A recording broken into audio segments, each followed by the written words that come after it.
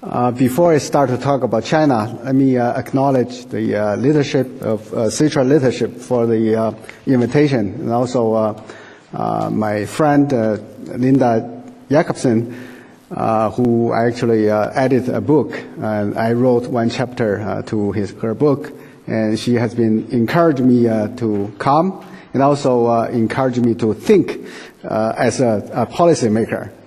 In fact, I'm not really a policymaker, truly a frontline scientist, and doing research with my 2,000 graduate students in China. My talk today is going to be focused on science and technology innovation in China. And also, I'm not going to talk in general how the government is making policy and decision, but focus on few things that actually tell people how the Chinese scientists and people would think about innovation in China, especially innovation with Chinese characteristics. I have three things to talk about. One is the pocket. I gave an example about pockets of research excellence and in China, and the other one is a funding situation. As a scientist, I'm taking money very seriously. Without funding, we cannot do anything. And the third is the evaluation, the talent pool. If we need innovation and we have money, then talent pool, the structure of the talent pool is quite important. As a scientist educated in the U.S., working in the U.S. for the past almost 20 years, I have learned the frontier science, especially genomics, and I have decided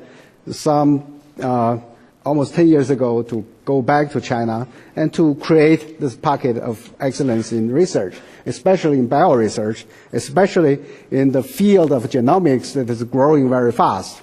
And this is a track record. We start to establish a research center in the Chinese Academy of Sciences, in the Institute of Chinese Academy of Sciences, and we start to work after 2 years preparation to produce the sequence or the genetic code of a first bacteria, and it's a thermostable bacteria isolated in China, and it's the first genome sequence in China. And if you look at the numbers, the next year we actually increased the throughput 10 times, and we sequenced part of the human genome as part of the International Human Genome Project. And the year after that, we increased our throughput another tenfold, and we sequenced independently a rice genome together with the International Rice Genome Sequencing Consortium organized by our Japanese colleagues. And part of Chinese effort is to sequence one of the chromosomes. And we actually, as another group independent from the International Consortium, sequenced a rice genome. It's a more popular breed called indica in China. And the rice genome has been sequenced 5 times so far. And it is an important crop also as a model organism. And after that, we have sequenced together with Danish scientists pig genome, and later on the chicken genome, and also we sequenced the silkworm genome. So genomics is thriving in China very fast because a group of scientists educated overseas and brought back technology and organized effort. And similarly, there are other fields in China: agriculture, biology, neurosciences, paleontology, genomics, of course, and proteomics and drug development are the growing field in China. And there are publications often seen on these sort of prestigious journals, Science, Nature, especially some of them actually made to the cover of these journals. It shows the potential or pockets of excellence in biological research. One of the measurements is to look at the publication. If you look at the publication growth, a number of this is percentage of world the share of public publications. So you can see China is actually contribute significant fraction to this pot. And I think the number 2006 is about 7%. And given 10 to 20 years, and I think China will actually exceed exceed many other countries except the U.S., which is 30% of the world share in publications. And another way to look at this publication record is to look at the quantity. If you look at this, just this number, top 1% of a publication as a fraction of the total.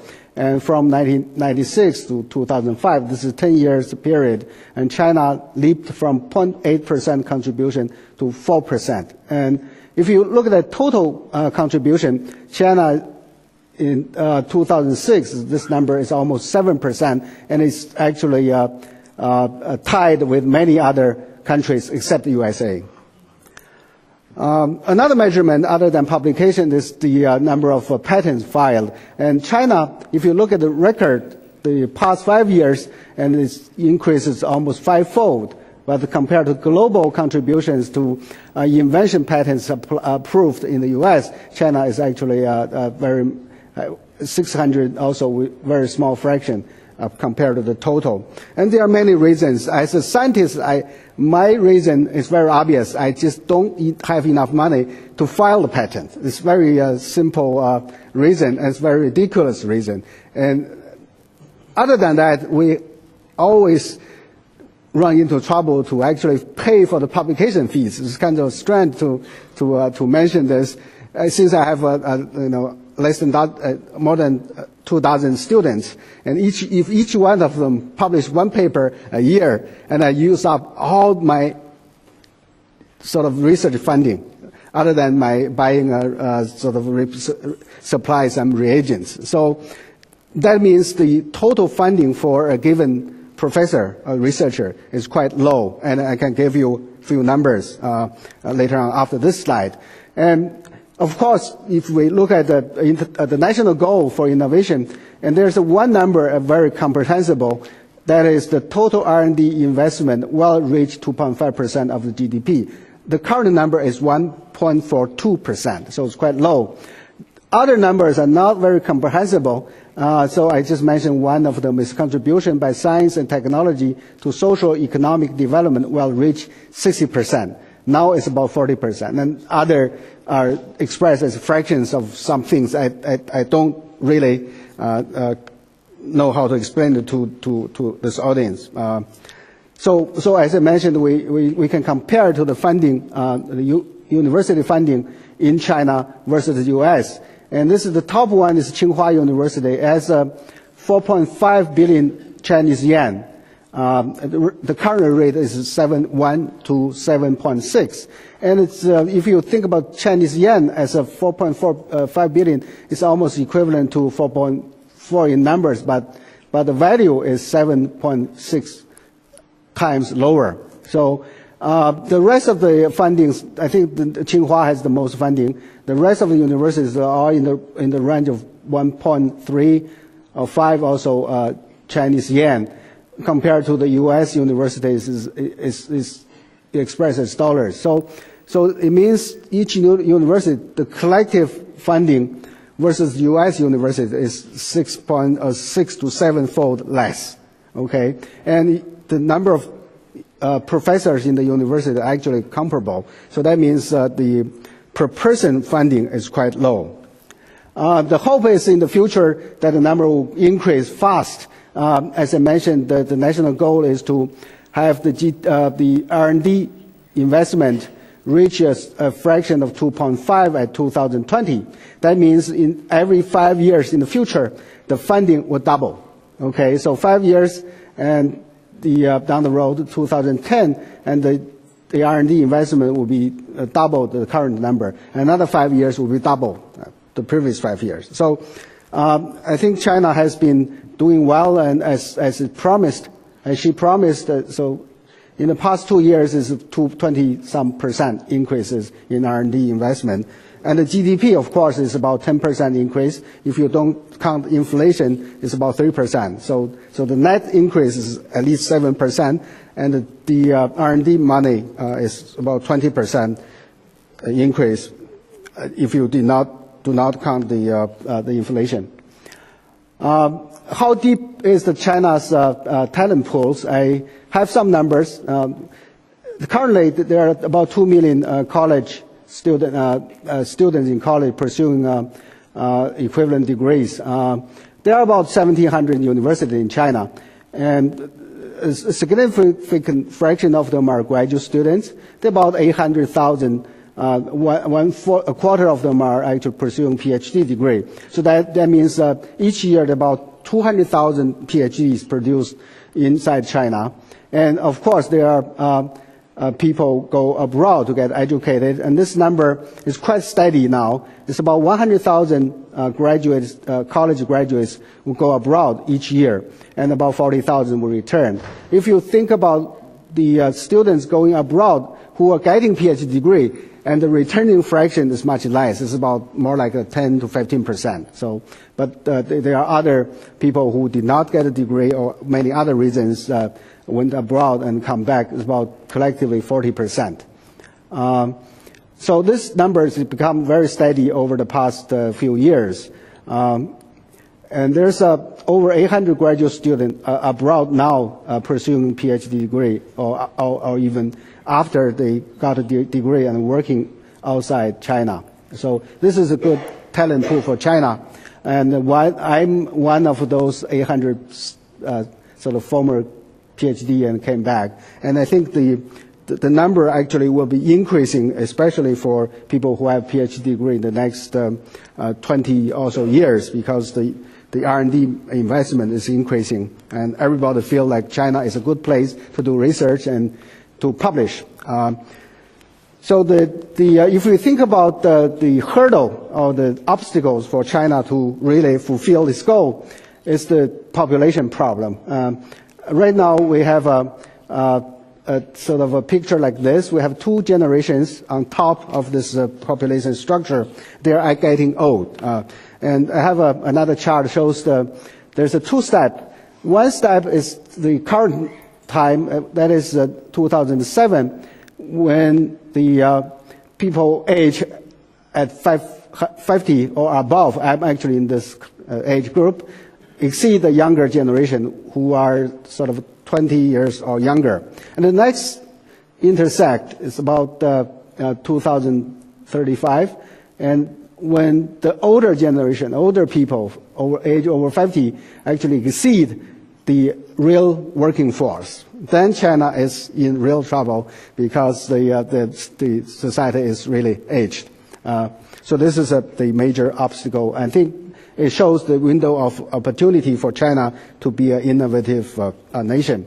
And we can count many of the problems, even though the government is thinking about reforms in every aspect, but the problems are really hard. As I said, fast grow will soon hit hard walls. And to handle these problems is really challenging for the government and for the people.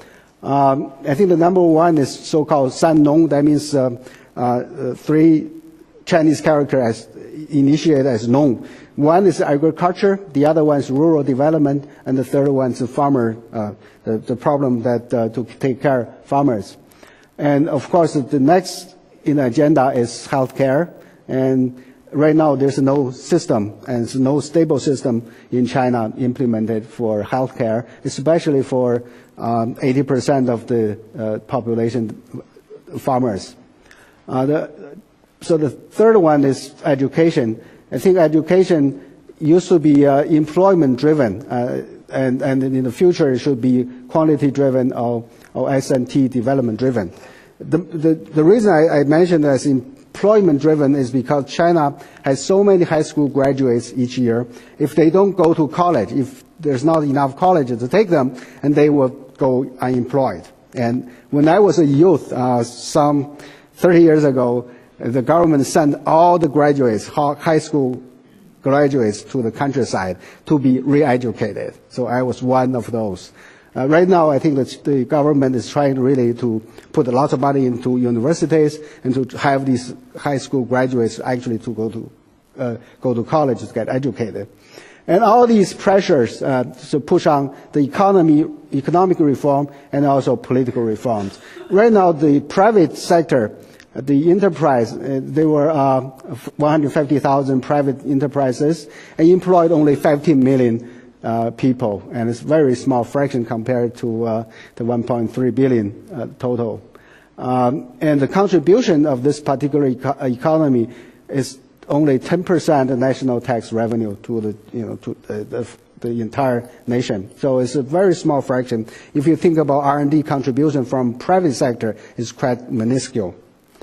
I think China's future is in its people's hand, and so there are three things I particularly point out. I'd like to point out is the quality dominant advancements will exceed quantity dominant advantages. Right now, I think China is the if you put the denominator in, everything on top, the numerator will be very small. But in the future, I think quantity is very important.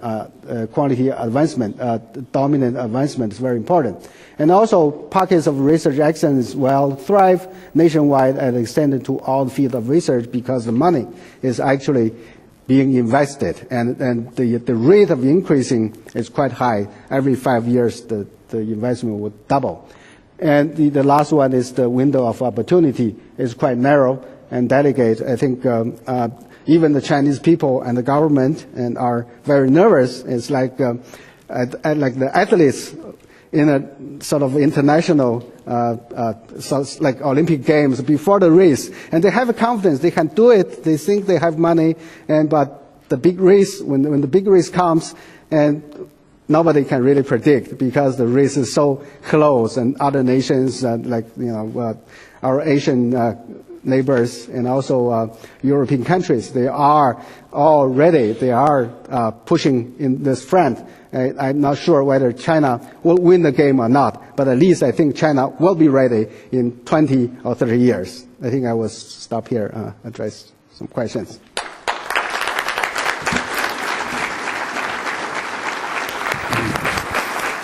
Thank you very much, Dr. Yu, for providing us again a new perspective, that of a kind of an individual kind of researcher, top researcher and innovator, plus then the bigger picture of China.